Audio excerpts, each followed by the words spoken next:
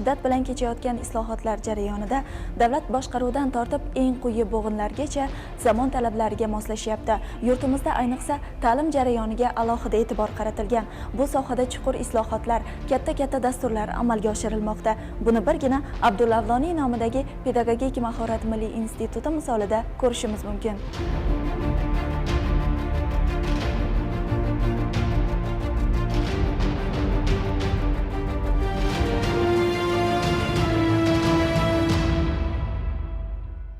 So'nggi yillarda yurtimizda malaka oshirish tizimida qanday o'zgarishlar bo'ldi? Aynan Abdulla Avloniy nomidagi Pedagogik mahorat milliy institutida o'qitish tizimi qanday yo'lga qo'yilgan? Malaka oshirish tizimi ko'p yillar davomida boshqacha formatda bo'lgan, ya'ni qisqa, har yili o'qitiladigan va onlayn formatda bo'lganligini eslatib o'tishimiz lozim bo'ladi. Bu onlayn bo'lgan paytda o'qituvchilar bilan o'sha trener o'rtasida, malaka oshirish muassasasi o'rtasidagi yuzma-yuz aloqa cheklanganligi sababli bu o'z navbatida o'sha ta'lim sifatiga salbiy ta'sir ko'rsatganligini ham eslatib o'tishimiz lozim bo'ladi. Endi mana shu tizimni yaxshilash bo'yicha prezidentimiz darajasida alohida e'tibor berilib, yangi qaror qabul qilindi. O'tgan yil 2024-yilda 231-sonli qarorlar qabul qilindi. Bu qaror asosida o'sha yurtimizdagi maktabgacha va maktab ta'lim tizimidagi maktab rahbarlari va o'qituvchilarning malakasini oshirish tizimi tubdan transformatsiya qilindi desak to'g'ri bo'ladi. Unga ko'ra mana maktab rahbarlarini tayyorlash bo'yicha alohida yangicha kurslar joriy qilindi. Xususan maktab o'qituvchilarini tayyorlash bo'yicha ham yangicha yondashuvdagi malaka oshirish kurslari joriy qilindi. Mana maktab rahbarlarini oldin an'anaviy tarzda o'sha bir haftalik malaka oshirish kursiga jalb qilingan.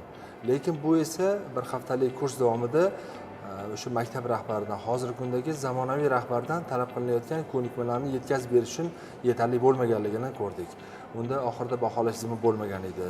Mana endilikda o'sha muhtaram prezidentimizning qarorlari qabul qilingandan keyin menejerlik kurslari joriy qilindi. Bunda kelajakda maktab direktorligi nomzodlari uchun menejerlik kurslari joriy qilindi.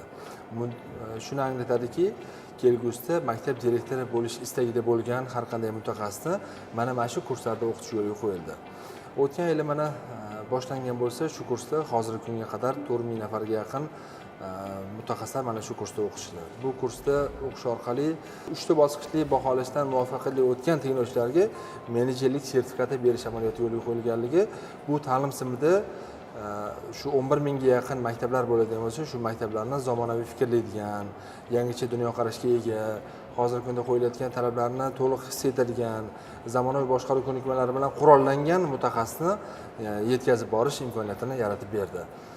Bu institut kutib o'tiruvchi emas, targ'ibotchi, yetakchi bo'lishi kerak. Hududlardagi o'qituvchi va direktorlarni ko'proq taklif etib, barcha maktablarda sifatni oshirish zarur. Yangi zamon kishisi, kelajagimiz bunyodkorlari maktabda tarbiyalanadi. Ta'limsiz kelajak yo'q. Shavkat Mirziyoyev, O'zbekiston Respublikasi Prezidenti. 2024-yil 30-sentyabr kuni yangilangan institut binosining ochilishi bo'ldi va unda davlatimiz rahbari tashrif buyurib, yangilangan sharoitlar bilan tanishdi. Bu yerda dars beradigan o'qituvchi va murabbiylarni xorijda o'qitish, dunyodagi ilg'or tajribalarni uyg'unlashtirish bo'yicha ko'rsatmalar berildi.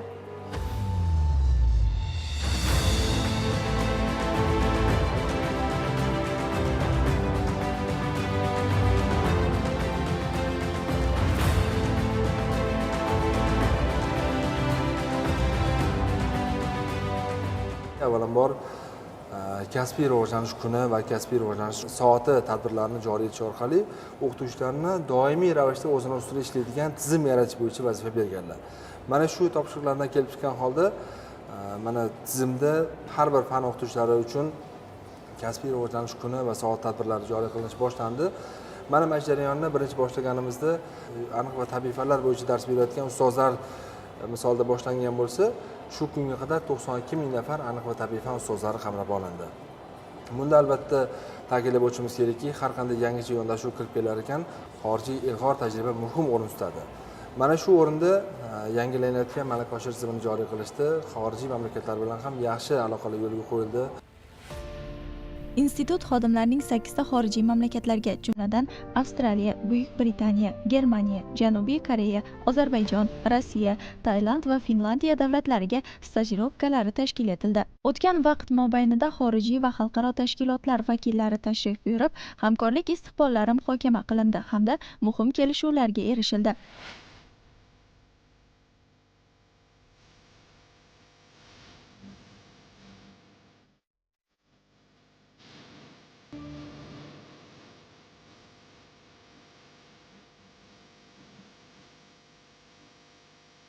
Toshkentdagi Koreya ta'lim markazi bilan hamkorlikda 36 soatlik malaka oshirish kurslari tashkil etilib, 30 nafar koreys tili o'qituvchilari jalb qilindi. Gersen nomidagi Rossiya davlat pedagogika universiteti tomonidan inklyuziv ta'lim yo'nalishi bo'yicha 72 soatlik o'quv kurslari tashkil etilib, 143 nafar pedagoglar o'qitildi. Toshkentdagi Fransuz alyansi bilan hamkorlikda 50 nafar fransuz tili o'qituvchilari uchun DELF hamda B2 imtihonlariga tayyorlash bo'yicha intensiv kurslar tashkil etildi. O'tgan yili shu prezidentimiz qarorlari qabul qilingan paytda institutda shu malaka oshirish bilan birgalikda xalqaro tadqiqotlarda ham ishtirok etish bo'yicha alohida vazifa yuklatildi. Shu qaror bilan xalqaro tadqiqotlar markazi tashkil etildi. Bu markaz zimmasiga shunaqa vazifa berildi-ki, O'zbekiston qatnashib kelayotgan PISA, Peerless, TIMS va TALIS tadqiqotlarida O'zbekistonning munosib ishtirokini ta'minlash, shuningdek unda qatnashish uchun maktab rahbarlarini, o'qituvchilarni tayyorlab borish, o'quvchilarni tayyorlab borish va tadqiqotlarni, sinov jarayonlarini ham xalqaro standartlar doirasida tashkil etish bo'yicha muayyan bir vazifalarni amalga oshirish yuklatildi. Mana shu kunga qadar amalga oshirilgan vazifalar qatorida shuni ham aytishimiz kerakki, yaqindagina PISA tadqiqotini asosiy sinov jarayonlari respublikamizdagi 233 ta maktablarda amalga oshirildi. Bunda 8800 nafarga yaqin o'quvchilar ishtiroki ta'minlandi. Mana shu yuqorida berilgan vazifalarni amalga oshirishda avvalambor sharoitlar, moddiy texnika bazasi juda ham muhim o'rin tutadi. Hurmatli prezidentimizning tashabbuslari bilan mana o'tgan yili Abdulla Avloniy nomidagi institut binolari, yangi 2 ta bino qurildi va mavjudlari rekonstruksiya qilindi va uni oldingi bilan solishtirib bo'lmaydigan darajadagi yangicha qiyofa kasb etdi.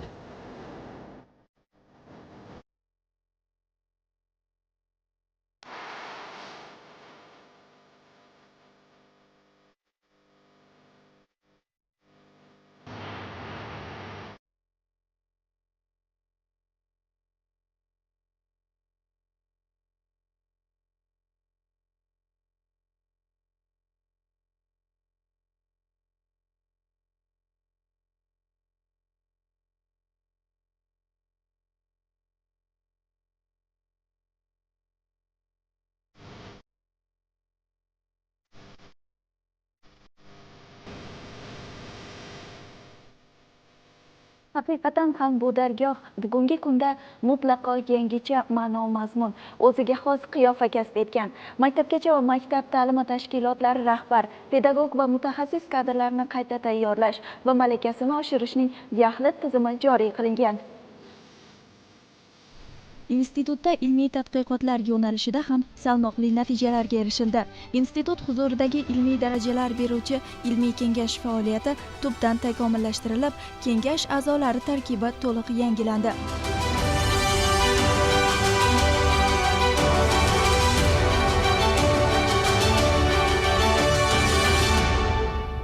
Bugungi kunda bizda 2 ta ixtisoslik bo'yicha magistratura, doktorantura tizimi yo'lga qo'yilgan, ya'ni ta'limda menejment 13.007 hamda 13.002 ta'lim va tarbiya nazariyasi va metodikasi ixtisosliklari bo'yicha doktorantura tizimi yo'lga qo'yilgan.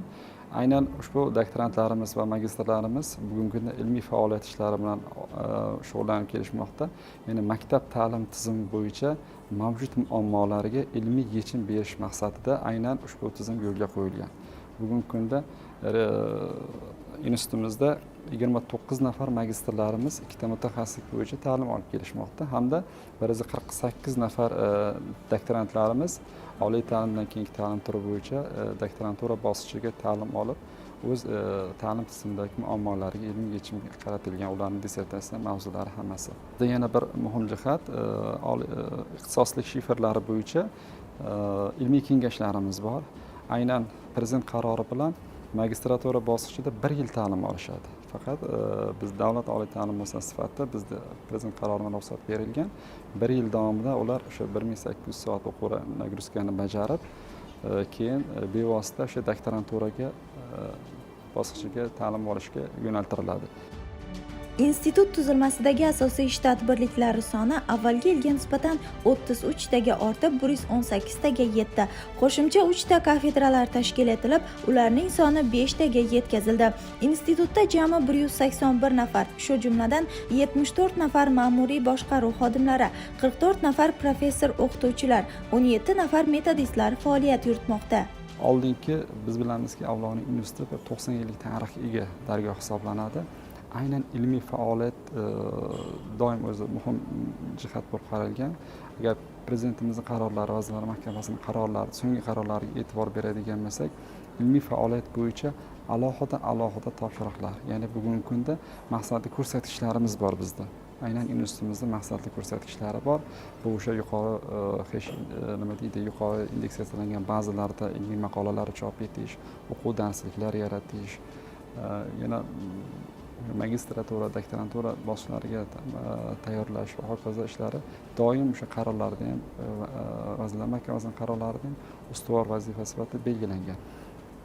Yana e'tibor beradigan jihatlarimiz, bizda doktorantlarimiz bugungi kunda ular uchun keng yo'l ochilgan. Ya'ni o'sha tashkilotimiz rahbari tomonidan xalqaro ba'zilarda indeksatsiyalangan, ba'zilarida maqolalar chiqargan doktorantlarimizga bevosita ularga xarajatlarni to'lab berish imkoniyatlari, xalqaro konferensiyalarga yuborish ishlari amalga oshirilyapti. Buni yaqinda ham doktorantlarimiz Birlashgan Arab Amirliklari Sharja shahrida borib, o'z ta'lim tizimi bo'yicha muhim bo'lgan konferensiyada ishtirok etib kelishdi.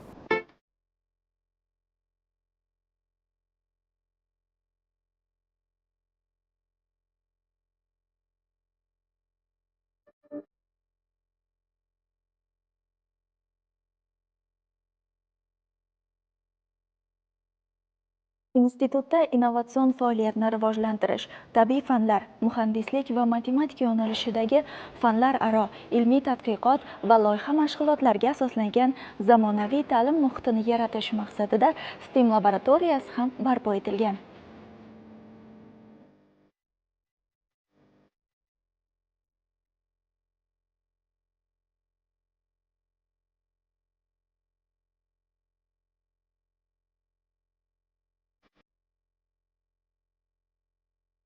Umuman, STEM laboratoriyasi tashkil etilishining ahamiyati, laboratoriyaning ta'lim tizimini takomillashtirishdagi o'rni qanday? STEM laboratoriyamiz 2024 yil 21-iyundagi Prezidentning 231-sonli qarorlari doirasida Maktabgacha va Maktab ta'lim vazirligi va Ozarbayjon ta'lim vazirligi hamkorligida qurib, bitkazilib, foydalanishga topshirildi.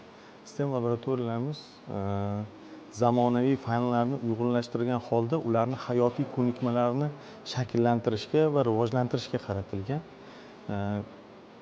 Bizda hozir STEM laboratoriyamizda 9 ta laboratoriya mavjud. Bu laboratoriyalarda maktab o'quvchilari robototexnikani, muhandislikni va fanlarni uyg'unlashtirgan holda o'rganadi. Masalan, tabiiy fanlar, aniq fanlar, robototexnika, aviasimulyatsiya bularni bir-biriga uyg'unlashtirgan holda o'rganib, o'zlarida zamonaviy ko'nikmalarni shakllantirishadi. Bu ko'nikmalarni shakllantirishga bo'lgan ehtiyojlarni tadqiq qilish zamonaviy o'tkazilayotgan xalqaro tadqiqotlar doirasida ham bunga ehtiyoj borligi sezilmoqda.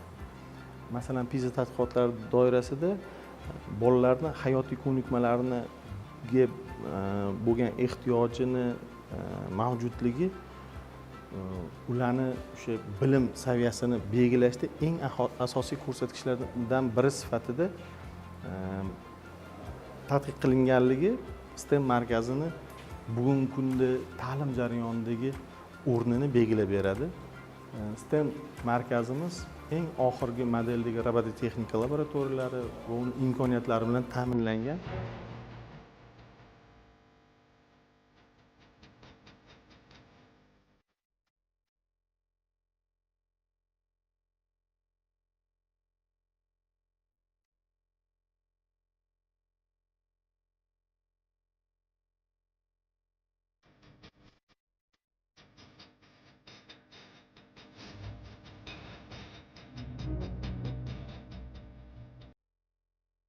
Institut axborot resurs markazi tubdan yangilangan.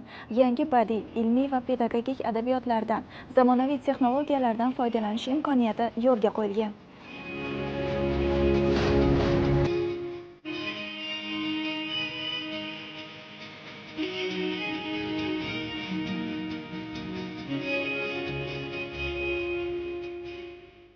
axborot resurs markazimiz tubdan o'zgarilgan, tubdan yangiliklar kiritilgan, yangiliklar yaratilgan, zamonaviy texnologiyalar raqamlashtirilgan axborot resurs markazini ko'rib turibsiz. Hozirgi kunda axborot resurs markazimizda 88 mingga yaqin adabiyotlarimiz mavjud. Oldingi o'sha axborot resurs markazi hozirgi axborot resurs markazi bilan juda ham katta farq qiladi. Sababiki axborot resurs markazi hozirgi kunda bir vaqt o'zida integratsiya qilindi. Integratsiya qilish natijasida bu yerga o'qituvchi pedagoglarimiz, rahbar xodimlarimiz kutubxonaga qaysidir ma'noda qaytdi.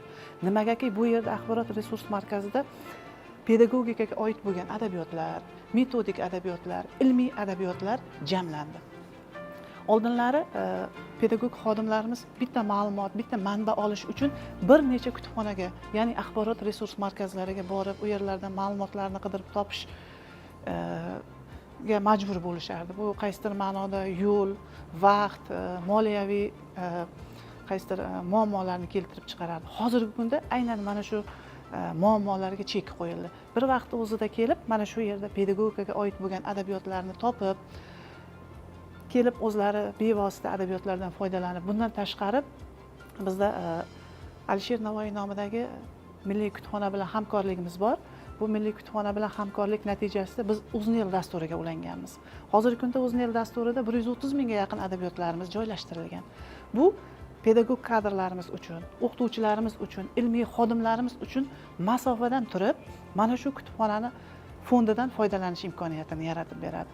Bu o'sha uzoq bir chekka viloyatlardan kelib, chekka bir hududlardan kelib, mana shu yerda tinglovchilarimiz a'zo bo'lib ketishadi va o'zlarini hududlarida mana shu Abdulla Avloniy pedagogik mahorat milliy institutining axborot resurs markazi fondidan bevosita foydalanish imkoniyati yaratildi.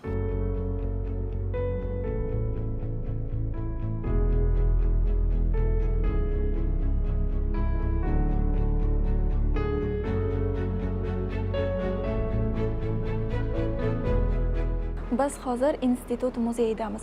Muzeyda jadidlarning ilmga e'tibori, Abdulla Avloniy asos solgan ma'rif tizimi, o'sha davrdagi darsliklar va sahna asarlari, umumiy ta'limning rivojlanish bosqichlari aks etgan. Abdulla Avloniy muzeyi mana bugunga kelib, mana shunday bir muhtasham holatda, chiroyli muzey holatiga keltirildiki, bu yerga kelgan har bitta inson, xoh u tashrif buyuruvchi oddiy inson bo'ladimi, xoh o'qituvchi, xoh yo'qmi tinglovchilar bo'ladimi, aynan jadidchilik davri 20-asr boshlarida bizni jadidlarimiz tomonidan ta'lim tizimiga olib kirilgan yangiliklar nimalardan iborat edi.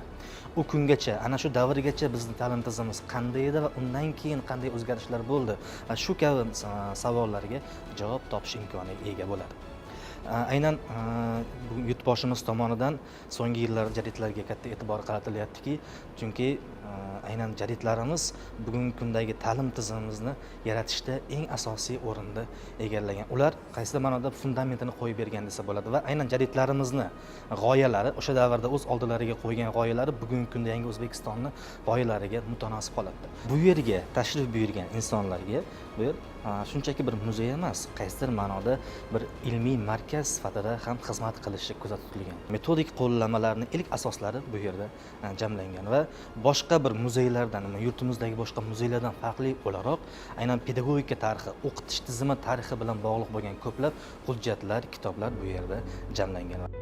Zamonaviy ta'lim talabidan kelib chiqib, institutda o'qish soatlari ko'paytirildi. O'qituvchilarga munosib sharoit yaratish maqsadida bu yerdagi mehmonxona zamonaviy ta'mirlanib, o'rinlar soni oshirildi. Malaka oshiruvchi kadrlar uchun institut mehmonxonasida qanday sharoitlar yaratilgan? Institutimiz mehmonxonasi oldingi ko'rinish yotoqxona sifatida foydalanilgan va prezidentimizni shaxsan e'tiborlari, o'qituvchilarga bo'lgan e'tibor namunasi sifatida u mehmonxona ko'rinishida qayta rekonstruksiya, to'liqligicha qayta rekonstruksiya qilinib, 586 o'rindagi mehmonxona sifatida foydalanishga topshirildi. Mehmonxonamiz kampusimizni alohida bo'lagi sifatida bizani faxrimiz sifatida o'qituvchilarni sharoitlari, imkoniyatlari, ularning imkoniyatlari o'qituvchilar uchun bemalol dam olib dars qilishlari, foydalanishlari uchun barcha sharoitlar yaratilgan. Malaka oshirish tizimidagi yangiliklar, yaratilgan sharoitlar va imkoniyatlardan pedagog kadrlar ham mamnun. 22 yillik pedagogik ish jarayonimda, demak, kasbiy rivojlanish, malaka oshirish kurslarida juda ko'p o'qiganman. Oldingi malaka oshirish kurslarimiz bilan hozirgi paytdagi malaka oshirish kurslari taqqoslaydigan bo'lsak, ancha katta rivojlanish va imkoniyatlar katta. Oldingi malaka oshirish kurslarimizda albatta malaka oshirish institutini moddiy texnika bazasi unchalik rivojlanmagan edi va o'qituvchilar uchun o'z salohiyatini ko'rsatib berish uchun barcha imkoniyatlar yetarli emas edi. Hozirgi paytda malaka oshirish tizimi juda ham mukammal tarzda yaratilgan. Barcha imkoniyatlar uchun va davlatimiz rahbariga millionlab ustozlar nomidan o'z minnatdorchiligimni bildiraman. Vazirlar Mahkamasining 2024-yil 20-dekabrdagi 867-son qarori hamda Maktabgacha va Maktab ta'limi vazirligining 2024-yil dekabr oyidagi 404-son buyrug'i qabul qilinib, 2025-yil davomida o'qituvchi va maktab rahbarlarining malakasini oshirish rejalashi tasdiqlangan. Unga ko'ra, pedagoglar malakasini oshirish rejasi respublika bo'yicha 116.081 nafar, shu jumladan institutda 5.411 nafar, menejerlik kursi doirasida 3.500 nafar, shundan 2.000 nafar amaldagi maktab direktorlari hamda 1.500 nafar direktorlikka nomzodlar o'qitilishi rejalashtirilgan. Qayta tayyorlash kurslariga 755 nafar pedagoglar jalb etilishi ko'zda tutilgan. Mana guvohi bo'lganingizdek, institutda kadrlar malakasini oshirish uchun barcha sharoitlar mavjud. Albatta, davlatimiz rahbari tashabbusi bilan bu yerda yaratilgan zamonaviy imkoniyatlar ta'lim tizimida yangi sahifalarni ochadi. Sifatli ta'lim esa mamlakatimiz taraqqiyotida muhim ahamiyat kasb etadi.